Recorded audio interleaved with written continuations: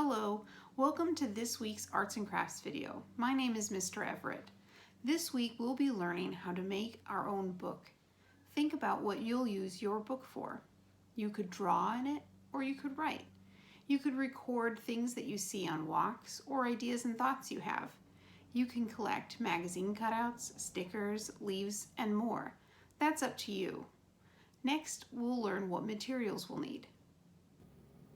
You will need paper for the pages of your book, for example, printer paper, lined paper, and colorful paper, scissors for cutting the pages to size, something to cover your book, for example, paper, cardboard from a cereal box, cloth, brown paper bag, or cardstock, a hole punch, single or multiple will do, and something to hold the pages together.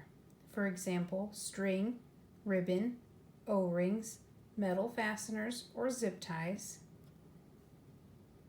Now let's see how we make our book. First, you will need to cut your paper to size. I decided to take regular printer paper and cut it into 4 equal size rectangles. Once you have all your pages ready, you can cut the cover to fit your pages. I chose cork because it's sturdy and I like the texture. I laid one of my pages over top the cork and cut out the shape so they would roughly be the same size. I did this twice so I have a back and front cover. Next, we need to hole punch our covers. I added tape to the edge of the cork I'm going to hole punch before I hole punched it because cork can be brittle. Then we're going to hole punch the pages. Do as many pages at once as you can. The important thing is just to make the holes align on each page. Here we go.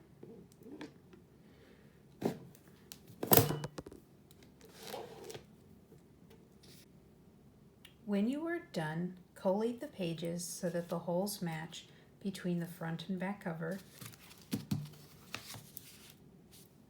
like this.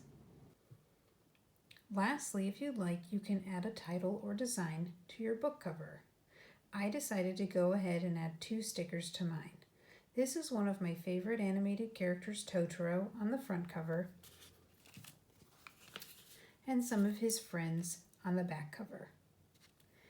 And there you have it, your very own homemade book.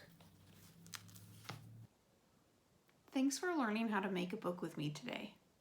Share photos of your book when you're done. I can't wait to see your designs. Check back every Friday for more fun arts and crafts ideas. Thanks for watching.